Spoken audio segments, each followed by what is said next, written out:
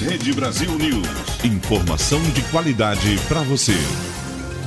Olá, bom dia. Hoje é sábado, dia 18 de fevereiro de 2012. Eu sou Emerson Pereira. E eu sou Jéssica Moura. E está no ar mais uma edição do seu Rede Brasil News, trazendo informação de qualidade com credibilidade para você. E hoje você confere notícias locais e do Brasil, informações de cursos e concursos e ainda uma entrevista com a líder da oposição na Câmara dos Vereadores do Recife, a vereadora Priscila Krause. Esse é o seu Rede Brasil News, para deixar você muito bem informado. Rede Brasil News. Notícias.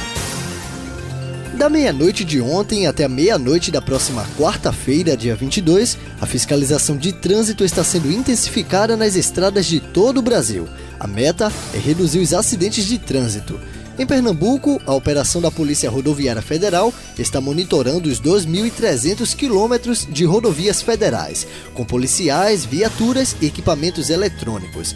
A abertura da operação aconteceu na BR-101 Sul, no quilômetro 90, onde fica o posto da Polícia Rodoviária Federal no Cabo de Santo Agostinho. Durante as blitzes, os policiais vão abordar veículos e fiscalizar também seus ocupantes. Este ano, serão utilizados em Pernambuco 65 bafômetros para tentar identificar e punir possíveis condutores embriagados. A polícia está intensificando a fiscalização principalmente dos motociclistas. Para isso, contará com 380 policiais, 55 viaturas e 2 helicópteros.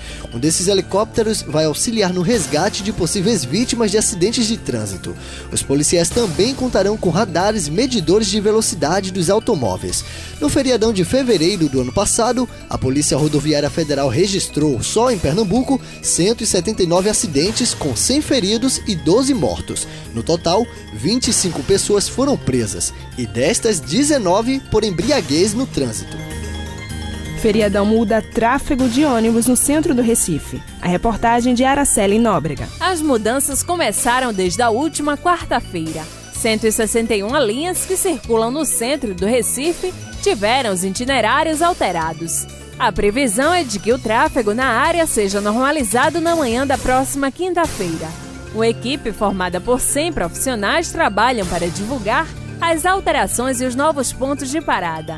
Além disso, mais de 100 mil peças informativas e publicitárias foram produzidas. Outras informações sobre as mudanças podem ser obtidas através da central de atendimento do cliente, no número 0800 081 0158, 0800 081 0158, ou ainda pelo site www.granderecife.pe.gov.br www.granderecife.pe.gov.br. Araceli Nóbrega para o Rede Brasil News. A lei da ficha limpa foi declarada constitucional nesta quinta-feira pela maioria dos ministros do Supremo Tribunal Federal. Isso acontece quase 2 anos depois de entrar em vigor. Por 7 votos a 4, o plenário determinou que o texto integral da norma deve valer já a partir das eleições de outubro deste ano. Com a decisão, ficam proibidos de se eleger por 8 anos os políticos condenados pela Justiça em decisões colegiadas, cassados pela Justiça Eleitoral ou mesmo que renunciaram a um cargo eletivo para evitar processo de cassação. O Supremo definiu ainda que a ficha limpa se aplica a fatos que ocorreram antes de a lei entrar em vigor e não viola os princípios da Constituição, como que considera qualquer pessoa inocente até que seja condenada de forma definitiva. A decisão foi tomada com base no artigo da Constituição que autoriza a criação de regras, considerando o passado dos políticos para proteger a moralidade para exercício de mandato. A lei da ficha limpa surgiu a partir de proposta de iniciativa popular. Em seguida, foi aprovada por unanimidade no Congresso. Em março de 2010, o próprio Supremo chegou a derrubar a validade da norma para as eleições daquele ano. O julgamento começou em novembro de 2011 e foi interrompido por 3 vezes. Nesta quinta-feira, a sessão durou mais de 5 horas. Lembrando, a lei já vale para a eleição municipal deste ano. Hospital em Casa Forte é impedido temporariamente de internar pacientes. Confira a reportagem com José Mailson. O Hospital Memorial Casa Forte, na zona norte do Recife, recebeu um termo de internação cautelar da Vigilância Sanitária do Recife e está impedido temporariamente de internar pacientes e realizar cirurgias. Uma operação realizada esta semana pelo órgão sanitário com o Ministério do Trabalho e os Conselhos Regionais de Medicina e Enfermagem do Estado identificou más condições de funcionamento no bloco cirúrgico, na cozinha, na unidade de terapia intensiva, a UTI, e na central de material e esterilização. De acordo com a assessoria de imprensa da Vigilância Sanitária do Recife, o hospital está em reforma e improvisou uma UTI onde era a sala de recuperação. Segundo a diretora-geral da unidade, Maria Cristina Lira, que comprou o hospital em 2010, o estabelecimento está em reforma há 2 semanas. Ela afirmou ainda que em 8 dias a reforma será concluída e o hospital poderá voltar a internar pacientes. A unidade existe há 40 anos, é especializada em cardiologia e tem capacidade para realizar 120 cirurgias por dia. José Maílson para o Rede Brasil News. Confira agora as informações de cursos e concursos. Cursos e concursos. A Universidade de Pernambuco, a UPE, divulgou ontem a lista do primeiro remanejamento do vestibular 2012. O nome dos aprovados pode ser conferido no site da UPE, o www.upe.br. Os candidatos aprovados devem realizar as matrículas na próxima quinta-feira, dia 23. A segunda lista de remanejamento da universidade está prevista para ser divulgada no dia 28 deste mês. Para os aprovados nos cursos oferecidos no Recife e em Camaragibe, as matrículas serão feitas na reitoria da UPE, que fica na Avenida Agamenon Magalhães, no bairro de Santo Amaro, das 8 às 16 horas. Já os candidatos classificados nos cursos oferecidos no interior, em Caruaru, Garanhuns, Arco Verde, Salgueiro e Petrolina, deverão procurar as unidades onde vão estudar. A Companhia Hidroelétrica do São Francisco, a CHESF, vai realizar concurso público para preenchimento de vagas e ainda formação de cadastro de reserva. Os cargos serão distribuídos entre várias áreas de nível médio e superior. Os salários variam de R$ 2.280 a R$ 5.598. O edital do concurso deve ser divulgado ainda no próximo mês. E atenção você que logo quer ingressar na universidade. O Prevup, curso pré-vestibular gratuito da Universidade de Pernambuco, está com as inscrições abertas. Podem concorrer ex-alunos e estudantes que estão cursando o 3º ano do ensino médio da rede pública de ensino. Estão disponibilizadas 6.300 vagas, distribuídas em 25 cidades em todo o estado. A novidade é que neste ano houve um acréscimo de mais 7 municípios. Os candidatos devem se inscrever até o dia 18 de março pelo site upenet.com.br. A taxa custa R$ 20, mas as solicitações de isenção da taxa podem ser feitas até o dia 29 deste mês. A prova está marcada para o dia 15 de abril. O teste conta com 40 questões de múltipla escolha das disciplinas que constam nos vestibulares das universidades públicas, exceto a língua estrangeira. As aulas do pré-vestibular acontecem aos sábados e domingos em escolas cedidas pela Secretaria Estadual de Educação. Então, só lembrando, o site para se inscrever e também pedir isenção é upenet.com.br. Você está ouvindo Rede Brasil News. Entrevista. E como falamos no início, hoje você confere uma entrevista com a líder da oposição na Câmara dos Vereadores do Recife, a vereadora Priscila Krause. Quem conversou com ela foi a repórter Natasha Cabral. Olá, bom dia. Estamos aqui com a Priscila Krause, vereadora, líder da oposição na Câmara de Vereadores do Recife.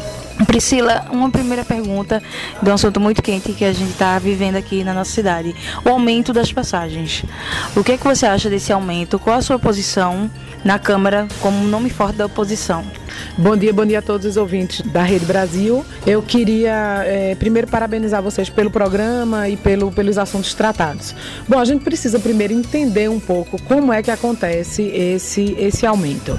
Esse aumento ele é decidido no Conselho Metropolitano de Transportes e tem assento nesse conselho os empresários, o governo do estado, o consórcio metropolitano de transporte, as entidades estudantis, a Câmara Municipal do Recife, a Câmara Municipal de Olinda, de Jaboatão, de maneira que quem tem a maioria desses assentos é o governo do estado, que tem força para determinar esse percentual. Como se trata de um serviço, de uma concessão pública e de interesse público, para que esse aumento ele tivesse sido menor, ele poderia ter sido subsidiado pelo governo do estado, através de vários mecanismos. Então a população precisa ter claro na cabeça dela que quem decidiu isso foi o governador Eduardo Campos. É claro que nós entendemos, eu entendo, que o empresário, que isso é uma atividade lucrativa, que o empresário ele precisa ter o retorno, ele precisa ter seus gastos recompensados, mas e precisaria ter algum aumento, algum reajuste. Agora, o índice de 6,5% foi o índice, inclusive, proposto pelo governo e que poderia também ter sido menor, e eu acho que deveria ter sido menor. Não fugindo da questão do trânsito, mobilidade, como é que você vê esse plano de mobilidade? Ele realmente está se fazendo? Como é sua opinião, sua visão a respeito disso? Eu tenho muita preocupação em relação a isso, porque o plano de mobilidade, ele enviado pela Prefeitura à Câmara Municipal, ele mais parece uma carta de intenções do que um plano de mobilidade com ações concretas e exequíveis. Para você ter uma ideia, não se tem prazo para nada, não se tem orçamento para nada, não se tem estimativa de valores. O que tem, o grande feito da Prefeitura para a Copa é a execução da Via Mangue. Uma obra que foi planejada e que foi pensada ainda na década de 90, porque o projeto ainda é da gestão do ex-prefeito Roberto Magalhães, que deixou a prefeitura no ano de 2000 e que durante todo esse tempo não foi executada nem pelo então prefeito João Paulo e que começou a ser executada pelo prefeito João da Costa, e que eu vejo com muita preocupação, porque o Tribunal de Contas já apontou graves indícios de que a obra poderia atrasar e que não estaria cumprindo o cronograma. Nós temos uma fiscalização permanente em relação à execução da Via Mangue. A Prefeitura estabeleceu um novo cronograma. Nós já solicitamos esse novo cronograma para poder continuar com essa fiscalização de perto e detalhada e também de uma maneira muito responsável, porque o nosso objetivo é que essa obra não atrase, porque a qualidade de vida no Recife hoje, no que diz respeito à mobilidade, é péssima, e essa obra ela precisa sim ser entregue. Uma outra questão que me chamou a atenção foi a proposta do governo do estado da construção dos 4 viadutos na Avenida Agamenon Magalhães. Para você ter uma ideia, existiram, se eu não me engano, 4 reuniões entre prefeito e governador para se discutir a questão da mobilidade. Depois disso, o prefeito mandou o plano de mobilidade para a Câmara e não tem uma linha sequer falando desses 4 viadutos e falando da consequência que o fluxo desses viadutos, tirado da Agamenon Magalhães e jogado para outras vias, qual o impacto disso e como é que isso pode ser amenizado. Vamos falar um pouquinho sobre os planos e projetos da Câmara na sua questão da oposição para 2012. É um ano de eleição, a gente sabe que muitas coisas acontecem também, alguns projetos são parados por causa das eleições. Como é que são os planos e projetos para 2012? O trabalho realmente, por conta da eleição, ele muda um pouco de ritmo. Ele, ao mesmo tempo que o debate ele fica muito acirrado, existe, e aí eu queria fazer justiça a todos os vereadores, não apenas de oposição, mas de governo também, e ao presidente da casa, aliás, a todos os presidentes que passaram pela casa desde que eu estou lá, que se comportaram assim. A gente faz um esforço concentrado exatamente para que não haja um prejuízo para a cidade, porque nos meses de agosto e setembro a coisa fica complicada para a gente conciliar as duas tarefas. Mas nós conseguimos conciliar as duas tarefas sem prejuízo nenhum para a cidade, exatamente por conta desse empenho, desse esforço concentrado que nós fazemos, porque temos consciência do nosso papel. A oposição vai continuar vigilante, vai continuar fiscalizando desde as obras, das ações, do orçamento da prefeitura até possivelmente o uso da máquina para tentar eleger o candidato governista. E, além disso, nós vamos nos dedicar à aprovação de uma emenda à lei orgânica, que é o plano de metas, como é utilizado hoje em São Paulo e em outras cidades também. Tem cidades do Rio de Janeiro e outras cidades de São Paulo que já existe esse plano de metas, que é você transformar o programa de governo do candidato eleito em metas a serem cumpridas e que tem que ser prestado conta periodicamente de uma maneira ampla a toda a população. Isso é importante porque você institucionaliza a prestação de contas, que é o que o político tem que fazer permanentemente. Por outro lado, você ainda reforça a relação de representatividade entre o eleito e o eleitor. E você fortalece com isso a democracia, que vai ter a sua essência exercida. que é exatamente a fiscalização, a participação e a execução do que foi de fato prometido durante uma campanha eleitoral. Como você vê esse aumento de 62% para a próxima legislatura? Como você vê esse aumento? Será que é justo? Me dá uma avaliação tua sobre isso.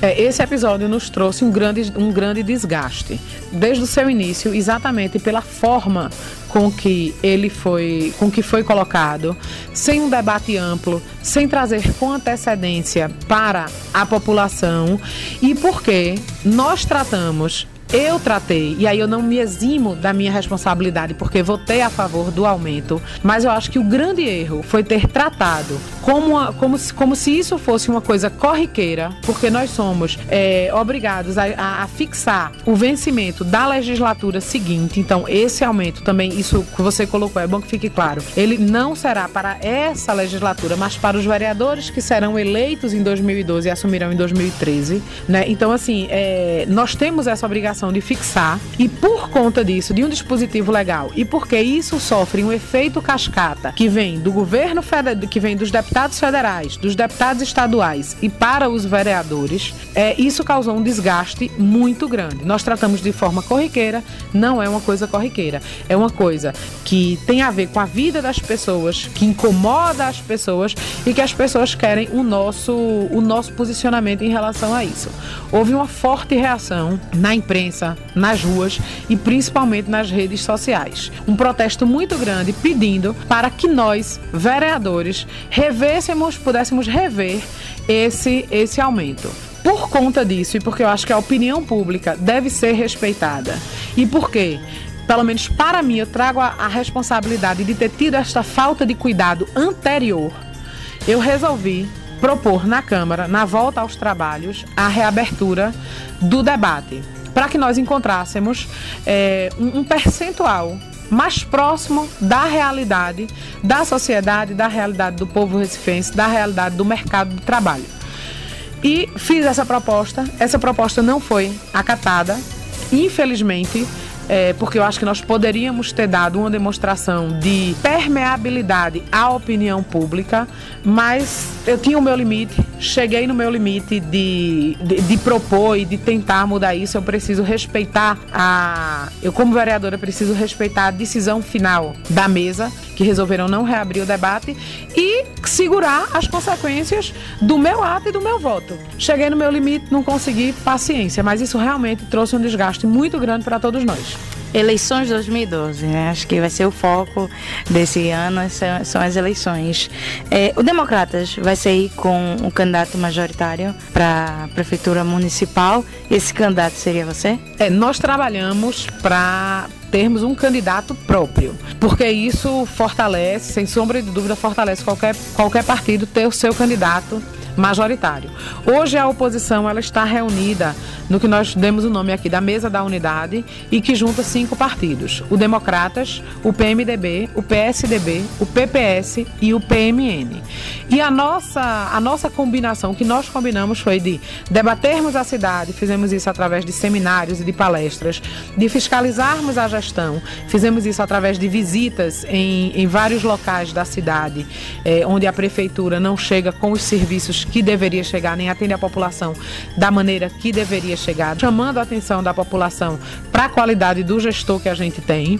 E a partir daí, esses partidos vão conversar para que se chegue ao denominador comum de um nome, de 2 nomes. Particularmente, eu acredito que deve ser mais de um candidato. E existe hoje, no Democratas, dois possíveis nomes que são levados em consideração: o meu nome e o nome do deputado Mendonça Filho. Se você me perguntar hoje, Priscila, quem é o seu candidato dentro do seu partido? O meu candidato dentro do meu partido é o candidato Mendonça Filho, porque eu tenho a consciência de que ele tem melhores condições de competitividade, de possibilidade de vitória, de agregar mais pessoas e agregar mais partidos em torno de uma candidatura. Então, eu acho que ele tem todas e totais condições para isso. Agora, Mendonça será o candidato, o Democratas terá um candidato, nós trabalhamos para que sim, mas nós trabalhamos em conjunto com outros partidos. Então, isso ainda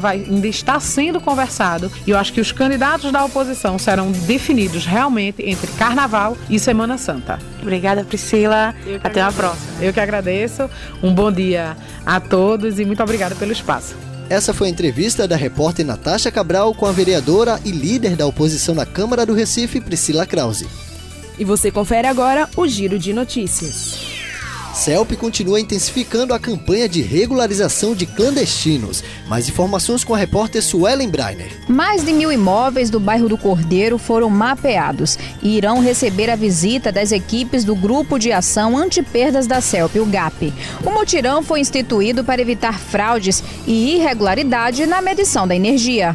A prática do furto de energia é crime com pena. Segundo o Código Penal Brasileiro, ela pode variar de 2 a 8 anos de prisão, além de comprometer o serviço elétrico. Caso o GAP encontre ligações clandestinas, o desligamento será acompanhado e o setor de orientação ao cliente irá instruir quanto às necessidades de manter a energia regular.